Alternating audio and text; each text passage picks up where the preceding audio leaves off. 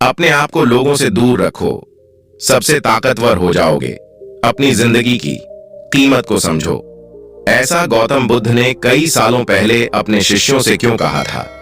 चलिए जानते हैं कहानी के माध्यम से। तो बिना देर किए चलिए कहानी की शुरुआत करते हैं। जिंदगी की कीमत क्या है? हम में से बहुत से लोग अपनी जिंदगी की वैल्यू नहीं समझते और अपने जीवन को ऐसी चीजों में बर्बाद कर देते हैं जिनसे हमारा नुकसान ही होता है। कुछ लोग अपनी जिंदगी शराब के पीछे बर्बाद कर देते हैं, तो कुछ लड़कियों के चक्कर में, और कुछ अपनी सारी जिंदगी पैसा पैसा करके बर्बाद कर देते हैं। आज की इस कहानी के जरिए आप जानेंगे कि हमारी जिंदगी कितनी कीमती है और हमें अपनी इस कीमती जिंदगी को किस तरह जीना चाहिए। एक बार की बात है, गौतम बुद्ध अपने शिष्यों को जिंदगी से जुड़ी अच्छी बुरी चीजों का ज्ञान दे रहे थे। सभी शिष्य उनकी बातों को बहुत ध्यान से सुन रहे थे। उन सभी में एक शिष्य ऐसा था जिसे प्रश्न पूछने की बहुत आदत थी। वह उठकर गौतम बुद्ध के पास गया और उनसे बोला, आप हमें जिंदगी के बारे में जो कुछ सिखा रहे हैं, इस सब का क्या फायदा है? क्योंकि हम में से बहुत से बच्चों को यह भी नहीं पता कि हमारे जीवन का मूल्य क्या है और यह जीवन हमारे लिए कितना कीमती है। आप हमें यह बताइए कि इस जीवन का मूल्य क्या है। अपने शिष्य की बात सुनकर गौतम बुद्ध अपने कक्ष में गए और एक चमकता हुआ पत्थर का टुकड़ा लेकर आए। उन्होंने अपने शिष्य को दिया और बोले, मैं तुम्हें जीवन का मूल्य तब बताऊंगा जब तुम इस पत्थर का सही मूल्य पता लगा कर आओ। साथ ही यह ध्यान रखना कि तुम्हें यह पत्थर का टुकड़ा किसी को बेचना नहीं है। गौतम बुद्ध की बात मानकर वो शिष्य बाजार की तरफ चला गया। बाजार में सबसे पहले उसकी नजर एक फल बेचने वाले पर पड़ी और उसने पत्थर उस फल वाले को दिखाया और बोला, इस पत्थर के बदले आप हमें कितने फल दे सकते हो? फल वाला बोला, यह पत्थर कुछ खास तो नहीं है, लेकिन फिर भी इसके बदले में तुम्हें 10 केले लिए दे सकता हूं। बालक उस पत्थर को लेकर आगे चला गया। फिर उसे एक सब्जी वाला मिला। शिष्य ने उस सब्जी वाले से उस पत्थर की कीमत पूछी। सब्जी वाली ने उस पत्थर को ध्यान से देखा और बोला, इस पत्थर की कीमत के बदले में तुम्हें ज्यादा से ज्यादा एक बोरी भरकर सब्जियां दे सकता हूं।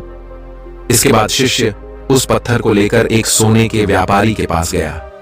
उस पत्थर के टुकड़े की चमक देखते ही उसने उसकी कीमत 100 सोने के सिक्के लगाई। शिष्य ने टुकड़ा बेचने से मना किया तो सुनार उसके बदले 200 सोने के सिक्के देने को राजी हो गया, लेकिन शिष्य ने वो पत्थर नहीं बेचा।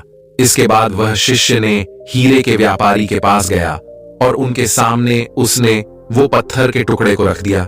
उस पत्थर को देखते ही हीरो के व्यापारी ने एक साफ कपड़ा बिछाया, उस पत्थर को ऊपर रखा, फिर उसकी परिक्रमा की और हाथ जोड़कर उस पत्थर को कपड़े में लपेटते हुए वह बोला, तुम जैसे मामूली पत्थर समझकर उसकी कीमत पूछ रहे हो, असल में यह एक बेशकीमती रूबी है। ऐसा रूबी हर किसी को नहीं मिलता। मैं आकर अपना सब कुछ बेच भी को भी इसकी कीमत नहीं चुका सकता है। उस व्यापारी की बातें सुनकर वो शिष्य हैरान हो गया। वो दौड़ा दौड़ा सीधा बुद्ध के पास आया और उन्हें उसने जो कुछ भी बाजार में हुआ वो सब बताया। उसकी अचरज भरी बातें सुनकर गौतम बुद्ध बोले, तुम्हारे सवाल का जवाब इस रूबी की कीमत में छिपा है। हमारा जीवन भी एक रूबी है।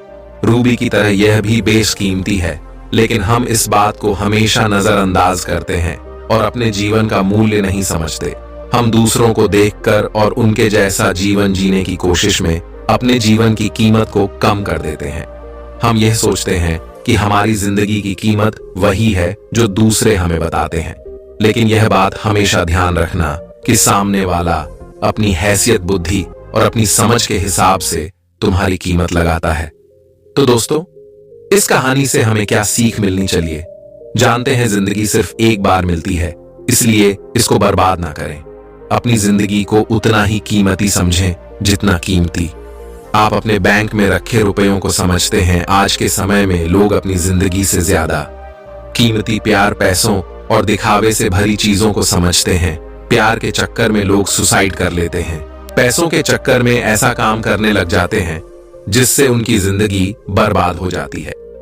नाम कमाने के चक्कर में उल्टे सीधे काम करने लग जाते हैं। हमेशा याद रखें कि दिखावा करना जरूरी नहीं है। प्यार दोबारा मिल सकता है, पैसा कमाया जा सकता है, लेकिन जिंदगी को फिर से पाया नहीं जा सकता है। इसलिए अपनी इस बेशकीमती जिंदगी को अच्छे से जीना चाहिए। हर पल का आनंद लें। यह न सोचें कि आप इस दुनिया में किसी काम के नहीं हैं। कभी यह नहीं सोचने कि आपकी जिंदगी व्यर्थ है। आपके होने या न होने से कुछ फर्क नहीं पड़ता है। जबकि ऐसे नेगेटिव विचार आपके मन में आए तो खुद को बस यह याद दिलाएं कि जीवन रूबी है और यह बेशकीमती है। तो चलिए दोस्तों, अब हम जानते हैं जीवन से सारी परेशानी रहस्यमयी तरीके से कैसे दूर करें। उसे जानने के लिए हम आपको गौतम बुद्ध की दूसरी कहानी सुनाते हैं। तो बिना देर किए उस कहानी की शुरुआत करते हैं। दोस्तों, ये कहानी आपकी जिंदगी बदल देगी, इसीलिए इस कहानी को पूरा सुने। बुद्ध कहते हैं, मन और शरीर दोनों के लिए स्वास्थ्य रहस्य में अतीत के लिए मत शोक करो और ना ही भविष्य की चिंता करो, बल्कि बुद्धिमानी और ईमानदारी से वर्तमान में। लेकिन हम कितना वर्तमान में जीते हैं जान ही नहीं सकते हैं। अगर जी सकते हैं तो आप कोशिश करके देख लीजिए, आपका मन और शरीर दोनों स्वस्थ हो जाएंगे। आप भविष्य की चिंता में परेशान नहीं होंगे और ना ही अतीत के दुख को लेकर रोना रो देंगे, बल्कि वर्तमान में चल रही सांस भी आपको आनंद देंगे। मैंने सुना है कि कहीं दूर एक पहाड़ की चट्टान पर एक व्यक्ति बैठा रो रहा था। वहां से एक बौद्ध भिक्षु गुजरा। उसे रोता देख भिक्षु उस व्यक्ति के पास आया और बोला, क्या तुम यहां से कूदकर आत्महत्या करना चाहते हो? तो व्यक्ति बोला, आपने सही अंदाजा लगाया, मैं चाहता तो यही था, मगर हिम्मत नहीं जुटा पाए। भिक्षु ने कहा, क्या सब पीछे छोड़कर आए हो या अपने साथ भी कुछ लाए हो? व्यक्ति ने कहा, नहीं, मैंने सब पीछे छोड़ दिया है, अपने साथ कुछ भी नहीं लाया। भिक्षु ने कहा, तो तुम इतना बोझ लिए क्यों बैठे हो? व्यक्ति ने कहा, कौन सा बोझ? मेरे पास तो कुछ भी नहीं है, मैं तो खाली हो और कंगाल हो, खाली इंसान। तो ऐसे नहीं होता। भिक्षु ने कहा, तुम कौन सी बोझ के तले दबे जा रहे हो जो तुम्हारी सांसें भी ठीक से नहीं चल रही हो? तुम आत्महत्या करना चाहते हो और रो भी रहे हो। खाली इंसान तो ऐसे नहीं रोता जो कंगाल हो गया है। उसे अपने अंदर में झांको और देखो तुमने कितना बोझ उठाया है, कितना कुछ तुम अपने आप पर हो रहे हो। इसे उतार कर रख दो, थोड़ा हल्का हो जाओ। कब तक इस बोझ के तले दबे रहोगे? वह व्यक्ति भिक्षु के चरणों में गिर पड़ा और बोला, आपने तो मुझे पढ़ लिया, मेरे अपने भी मुझे नहीं समझ पाए। आप ही मेरी समस्या का समाधान कर सकते हैं। भिक्षु ने कहा, समस्या क्या है? व्यक्ति ने कहा, मेरे घर पर, वहां मेरे साथ चलिए। भिक्षु ने कहा, नहीं, समस्या तुम्हारे घर पर नहीं है, समस्या तुम्हारे अंदर है। जब तक तुम अपने अंदर में समस्या का समाधान नहीं करोगे, तुम्हें हर जगह समस्याएं ही नजर आएंगे। और अगर यहाँ इस चट्टान पर समस्या नहीं है तो फिर तुम यहाँ आत्महत्या करने की क्यों सोच रहे हो? मैं आत्महत्या करना चाहता था क्योंकि तुमने तो समस्या घर छोड़ दिया है, समस्या भी छूट गई है, फिर तुम इतने परेशान क्यों हो? व्यक्ति बोला, आप सही कहते हैं, मैं आपकी बात समझ रहा हूं, कमी मुझ में ही है, इसलिए तो मैं आत्महत्या करना चाहता था। मैं किसी काम का नहीं हूं, मैं जो कुछ भी करना चाहता हूं सब बिगड़ जाता है, मेरी किस्मत ही बहुत खराब है। कहाँ ठीक है, मुझे बताओ कि क्या खराबी है तुम्हारी किस्मत में? व्यक्ति ने कहा, मैंने व्यापार करने के लिए अपने परिवार से उधार लिया, उस धन से मैंने व्यापार किया, लेकिन मेरा व्यापार ठीक नहीं चला। शुरू में मेरे परिवार वालों ने मेरा साथ दिया, लेकिन धीरे धीरे जैसे जैसे मैं अपने व्यापार में नुकसान उठाता गया, मेरे परिवार वाले भी मुझसे दूर हो गए। मैं सब उन्हीं के लिए कर रहा था, लेकिन वह मुझे अब इन सब का जिम्मेदार ठहराते हैं। मुझे भी लगता है कि मैंने उन सब के साथ गलत किया। मेरा एक मित्र है, उसने भी व्यापार आरंभ किया था, आज उसका व्यापार बहुत अच्छा चल रहा है। कभी मेरे घर आता है तो वह अपने अच्छे चल रहे व्यापार की बात करता है। वह बताता है कि कैसे उसने अपने व्यापार को अपने दम पर खड़ा किया, कैसे उसने मेहनत की और सफलता पाई। मेरे परिवार वाले भी कहते हैं कि देख, तेरे बस का तो कुछ भी नहीं है। अब हालात यह है कि मेरा घर भी गिर भी पड़ा है। भिक्षु ने कहा, क्या तुम्हें पता है तुम्हारा मित्र तुम्हारे पास क्यों आता है? उसने कहा, हाँ, मुझे पता है, वह मुझे नीचा दिखाने आता है, यह जताने आता है कि वह मुझसे श्रेष्ठ है। वह चाहता है कि मैं उसकी सफलता देखकर दुखी रहे। भिक्षु ने कहा, क्या तुम दुखी होते हो? व्यक्ति ने कहा, हाँ, दुख तो होता है। भिक्षु ने कहा, दुख इस बात का होता है अपने असफल होने का या मित्र के सफल होने का? व्यक्ति ने थोड़ी देर सोचा और बोला, अपने असफल होने के कारण इतना दुख नहीं होता जितना मित्र के सफल होने का होता है। भिक्षु ने कहा, अर्थात अगर तुम्हारा मित्र का असफल हो तो तुम्हें खुशी होगी, व्यक्ति ने कहा, मुझे बहुत खुशी होगी। भिक्षु ने कहा, अर्थात तुम्हारी खुशी तुम्हारे मित्र के ऊपर निर्भर करती है। तुम्हारी समस्या का कोई समाधान नहीं। तुम्हारा मित्र चाहे तो तुम्हें खुश कर सकता है या चाहे तो दुखी कर सकता है। तुम स्वयं से होना खुश हो सकते हो और ना ही दुखी हो सकते हो। तुम अपने मित्र के गुलाम हो गए हो। तुम्हारी समस्या का कोई समाधान नहीं है, क्योंकि तुम्हारी खुशियां और तुम्हारे दुख दूसरों के व्यवहार से आते हैं। तुम्हारे स्वयं के काम से तो कुछ नहीं आ रहा है। व्यक्ति बोला, ऐसा ना कहीं, मुझे आपसे बहुत आशा है। भिक्षु ने कहा, जब हम दूसरों से आशा बांध लेते हैं तब हम दूसरों पर निर्भर हो जाते हैं। अगर मैं तुम्हें कोई रास्ता ढूंढते रह जाऊंगे, और अगर कोई रास्ता तो शायद तुम्हें कुछ मिल जाए, लेकिन अगर आज तुम्हारी अपनी बात होगी तो सफलता अवश्य मिलेगी। तुम्हारा मित्र दुखी करने आता है, लेकिन बातें वह सच्ची बताता है। उस अपनी संघर्ष और अपने अनुभव के बाद तथा है उसके अनुभव को अपनी बुद्धि का उपयोग कर उसके संघर्ष का उपयोग करो। दुखी होने की खुशी मनाओ कि तुम्हें घर बैठे कुछ अनुभव नहीं रहे हैं। संघर्ष करो, हार मत मानो, कर्म करती जाओ। बहुत अच्छे से अच्छा वक्त दोनों को सिर्फ चाहते हैं। दोनों को बेचने के लिए जीवित रहना जरूरी है।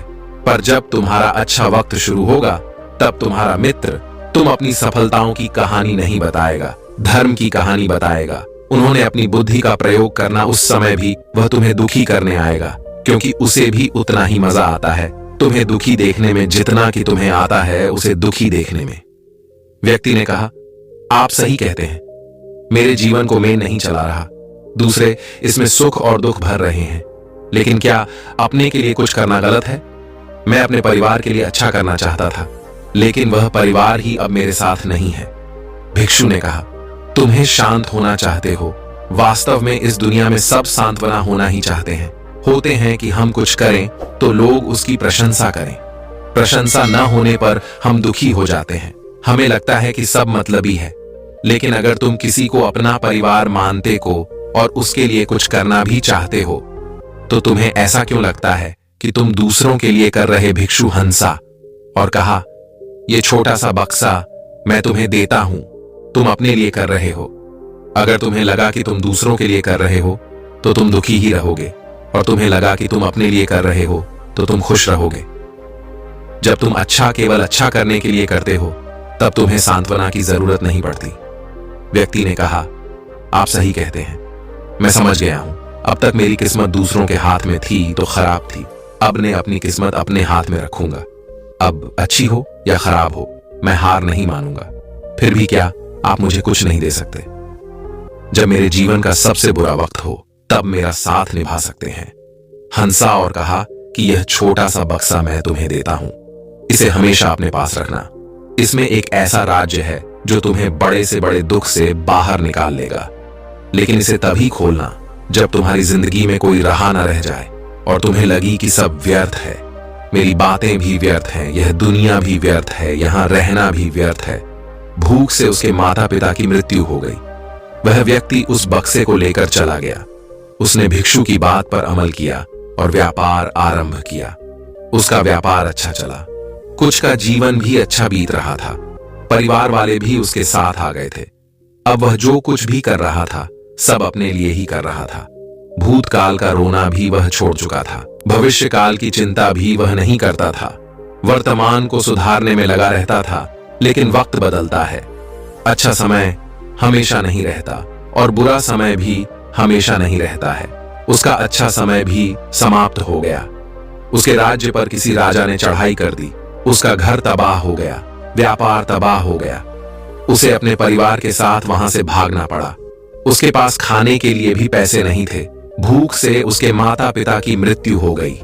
वह अपनी पत्नी और एक छोटे भाई और 2 बच्चों को लेकर इधर उधर भटक रहा था। उसके बच्चे बीमार थे, उसे पैसा चाहिए था, लेकिन उसके पास कुछ भी नहीं था।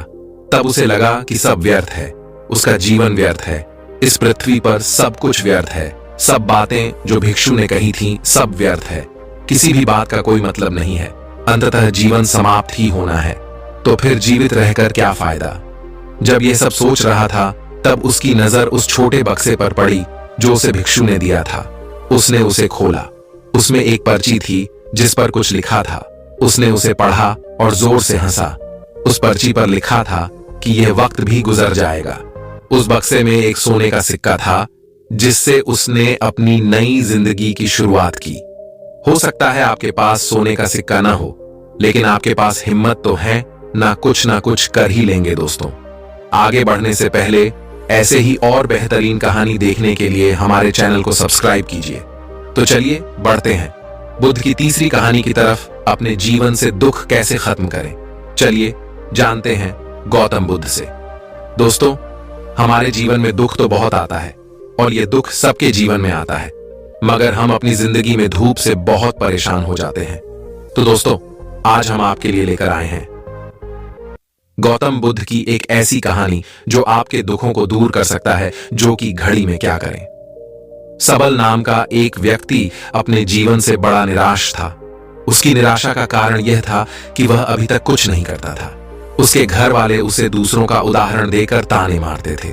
सब तो कामयाब हो गए और तो यही का यही है। जब भी वह कहीं बाहर जाता तो लोग से उससे पूछते कि तुम क्या कर रहे हो, और उसे यह कहने में बहुत शर्म महसूस होती थी। अभी कुछ नहीं कर रहा, कुछ करने की कोशिश कर रहा है। धीरे धीरे उसने लोगों से मुंह छुपाना शुरू कर दिया। उसका दुख इतना बड़ा था कि उसको लगता कि धरती पर बोझ है और उसके बस में कुछ भी करना नहीं है, कुछ कर ही नहीं सकता। तो वह जीकर क्या करेगा, उसे मर जाना चाहिए। अकेले में बैठकर रोता और भगवान को कोसता था। एक दिन उसने नगर में गुरु को देखा जो दुख के ऊपर अपना प्रवचन दे रहे थे, और दुख किस तरह होता है जो आपको जीवन के बारे में समझाता है और बताता है, आपको सही से जीने का तरीका देता है। आप चाहे तो कि गुरु से जीवन जीना सीख सकते हैं, या दुख में टूटकर बैठकर सफल बातें सुन रहा था। उसने गुरु से कहा, दुख कुछ सिखाकर नहीं चाहता बल्कि पीड़ा देना चाहता है। दुख की पीड़ा अनंत होती है। ऐसा लगता है कि इसके बाद कुछ नहीं मिलने वाला, कुछ नहीं होने वाला है, क्योंकि उसके सामने कम लगती है। उन्होंने कहा, क्या दुख है? तुम्हें लगा आपके पास कोई समाधान है? मुस्कुराए और गुरु ने कहा, जब तुम्हारे जीवन में असली तो दुख, तब मेरे पास आना गुरु। वहां से चले गए। सबल ने सोचा, क्या मेरा दुख असली नहीं है? क्या यह दुख जो मैं झेल रहा हूं दुख नहीं है? कोई भी मेरे दिल का दर्द नहीं समझता, घर वाले नहीं समझते, तो गुरु क्या समझेंगे? अपने दुखों से परेशान होकर सबल ने एक निर्णय लिया कि वह कुछ करके दिखाएगा। उसने एक छोटा सा व्यापार आरंभ किया। उसे उसके व्यापार में सफलता नहीं मिल रही थी और उसके घर वाले बहुत खुश थे कि वह कुछ तो प्रयास कर रहा है। धीरे धीरे उसे सफलता मिलने लगी और फिर उसने रफ्तार पकड़ ली। वह 2 वर्ष के भीतर ही एक बड़ा व्यापारी बन गया।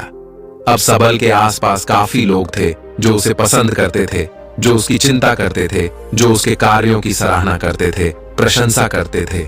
उसके माता पिता भी अपने बेटे की प्रशंसा करते थकते नहीं थे। उसके मित्रों की संख्या दिन ब दिन बढ़ती जा रही थी। खुश था अपनी जिंदगी में। पड़ोस के कुछ मित्रों ने उसे समझाया कि जब वह बड़ा व्यापारी बनकर इतना सुखी रह सकता है, तो सोचो, अगर तुम इस नगर के, इस राज्य के सबसे बड़े व्यापारी हो जाओ तो कितना सुख होगा। तुम्हारे पास कितने लोग तुमसे जुड़ेंगे, कितना तुम्हारा फैल जाएगा। स्वयं राजा भी तुम्हारी तारीफ करेंगे और जरूरत पड़ने पर तुमसे ही धन उधार लेंगे। यह बात सबल के मन में बैठ गई और अब वह और अधिक प्रयास करने लगा। लेकिन यह सब कुछ उसे बहुत जल्दी चाहिए था। ज्यादा समय बर्बाद नहीं करना चाहता था, इसलिए उसने ऐसे कार्य किए जो उचित नहीं थी। उसने बहुत बड़ी मात्रा में धन उधार लिया, अपने मित्रों से लिया। ज्यादा मुनाफा कमाने के चक्कर में अपने माल की गुणवत्ता खराब कर दी। उसके मित्रों से जैसा समझाते गए वह वैसा करता गया। दुख की घड़ी में क्या करें? दूसरे व्यापारियों के खिलाफ षड्यंत्र रचे। अब उसके जीवन का सुकून कहीं चला गया था। उसे रातों को नींद नहीं आती थी। हमेशा कुछ उधेड़-बुन में लगा रहता था। सुख साधन की सारी वस्तुएं होने के बाद भी उसे किसी में सुख नहीं मिल रहा था। एक दिन सबल अपने रथ में बैठकर एक मार्ग से जा रहा था। रास्ते में उसने गुरु का आश्रम देखा। गुरु के पास पहुंचा और कहा, गुरुदेव, आपने कहा था कि असली दुख हो तो मेरे पास आना। मेरे जीवन में बहुत दुख है, रात को सो नहीं पाता। सबल को अपनी सारी बात बताई। उन्होंने कहा, जब तुम पहली बार मिले थे तब भी तुम किसी दुख में थे, उससे तुमने क्या सीखा? सबल ने कहा, मैंने सीखा कि केवल सोचने मात्र से कुछ नहीं होता। गम को अंतिम पड़ाव तक ले जाना आवश्यक होता है।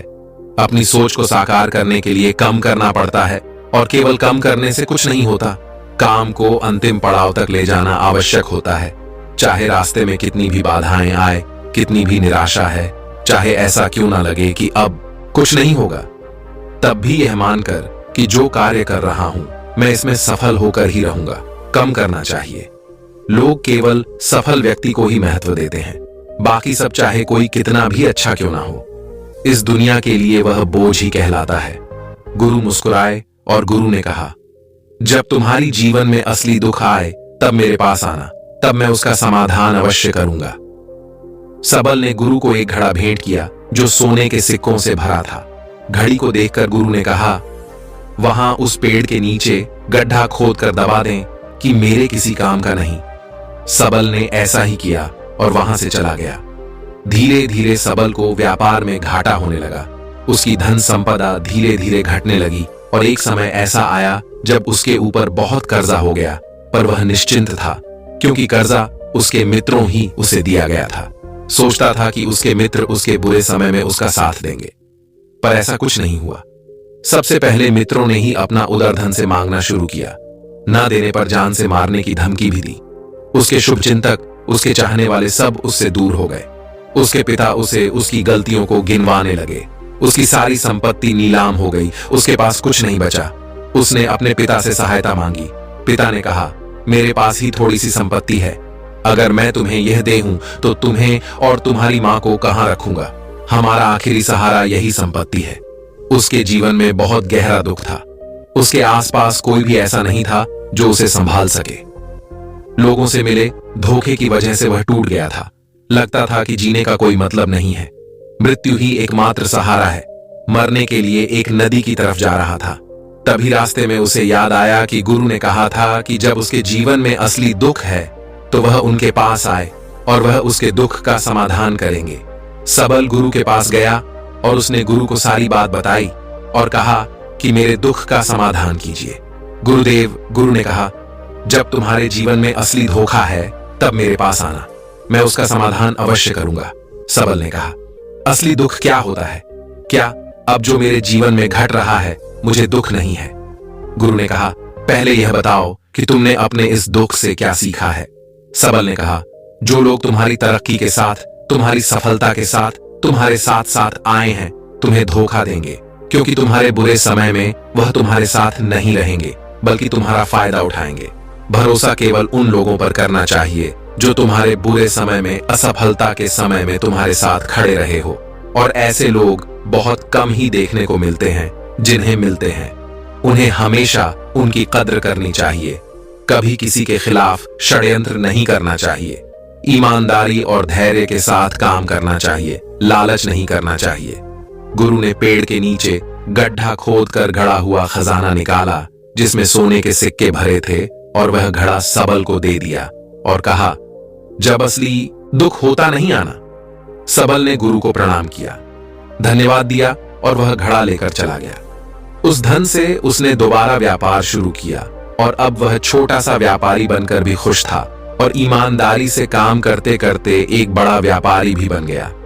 हालांकि इसमें उसे अब कुछ समय लगा, लेकिन आप खुश था। उसका जीवन खुशियों से भरा था। लेकिन आप कितने ही अच्छे हैं, कितना ही अच्छा काम करते हो, दान करते हो, पुण्य करते हुए लोगों की मदद करते हो। जीवन में दुख सबके आता है तो सबके जीवन में भी दुख आया। उसके माता पिता की मृत्यु हो गई, दोनों एक ही दिन मृत्यु को प्राप्त हो गए। सबल अपने माता पिता से बहुत प्रेम करता था, इसलिए उसे बहुत गहरा आघात लगा कि उन्हें शमशान ले गया। वहां पर उनकी अंतिम क्रिया की गई। सबल ने उन्हें चिता में जलते हुए देखा। उसका मन बेचैन हो गया। उसके मन में हजारों सवाल खड़े हो गए। घर वापस आया तो उसने अपने माता पिता की संपत्ति को देखा जिसके लिए वह हमेशा लड़ते रहते थे। आज वह लावारिस पड़ी थी। उसकी देख रेख करने वाले, उसके लिए लड़ने वाले चले गए थे। उसके पिता ने जोगी इकट्ठा किया था, सब यही रखा था। एक दिन पहले तक भी वह अपनी संपत्ति के लिए किसी से भी लड़ने के लिए तैयार थे, पर आज नहीं। उसका मन बहुत बेचैन हो रहा था। उसे लग रहा था जैसे कुछ खाली है, कुछ अकेलापन है, कुछ डर है, कुछ है जो समझ नहीं आ रहा। इसलिए वह गुरु के पास पहुंचा। गुरु ने सबल को देखते ही कहा, क्या कोई दुख है? सबल ने कहा, जीवन में वैसे तो कोई दुख नहीं है गुरुदेव, सब ठीक है, सब सुख है, पर आज मेरे माता पिता की मृत्यु हो गई और मेरा मन बहुत दुखी है। गुरु ने कहा कि इसमें दुखी होने वाली क्या बात है, सबके प्रियजनों को मर जाना है। जीवित तो यहां कोई ना रहा और ना कोई रहेगा, तुम भी एक दिन मर जाओगे, हो सकता है काल या हो, आज क्या कहूं, तो अभी तो मर सकते हो। सबल ने कहा, गुरुदेव को आप यह क्या कह रहे हैं, मैं भी मर जाऊंगा, पर अभी तो मैं जवान हूं। गुरु ने कहा, इस प्यारे से भ्रम में तो सब जीते हैं कि मृत्यु बूढ़ों को आती है, जबकि उनके सामने ही जवान मर जाते हैं, बच्चे बीमार जाते हैं। मृत्यु को किसी की उम्र से कोई लेना देना नहीं है। गुरु के मुख से यह बातें सुनकर सबल वहां से चुपचाप चला गया और उसका मन जैसे बेचैन हो गया था, कुछ खालीपन सा महसूस कर रहा था। दिन रात वह अपने बारे में ही सोचता रहता कि वह क्या कर रहा है, वह क्या है, क्यों है, कैसे है, हम क्या है, हम करने क्या आए हैं, क्या बस चीजों का उपभोग करना है और मर जाना है। उसे कोई जवाब नहीं मिल रहा था और उसका दुख बढ़ता ही जा रहा था। कुछ दिन बाद वह वापस गुरु के पास पहुंचा और गुरु को सारी बात बताई। गुरु मुस्कुराए और गुरु ने कहा, आज पहली बार तो मैं यही हूं जो दुख कहलाने लायक है कि हमें नहीं पता कि हम क्या कर रहे हैं, क्यों है, कैसे हैं, कौन है हम और हमें क्या करना है। जीवन में असली दुख उत्पन्न हुआ है। सबल ने कहा, गुरुदेव मेरे दुख का समाधान कीजिए। गुरु ने कहा, हम सब अपने जीवन भर क्या इकट्ठा करते रहते हैं। सबल ने कहा, गुरुदेव सभी लोग धन संपत्ति, मान सम्मान, परिवार, मित्र, शत्रु, पद, प्रतिष्ठा इकट्ठा करते रहते हैं। गुरु ने कहा, क्या इनमें से कुछ भी इकट्ठा करके हम अपने साथ ले जा सकते हैं? सबल ने कहा, नहीं गुरुदेव, इनमें से कुछ भी साथ नहीं जाता है। मेरे माता पिता के साथ भी कुछ नहीं गया, सबको यहीं छूट गया।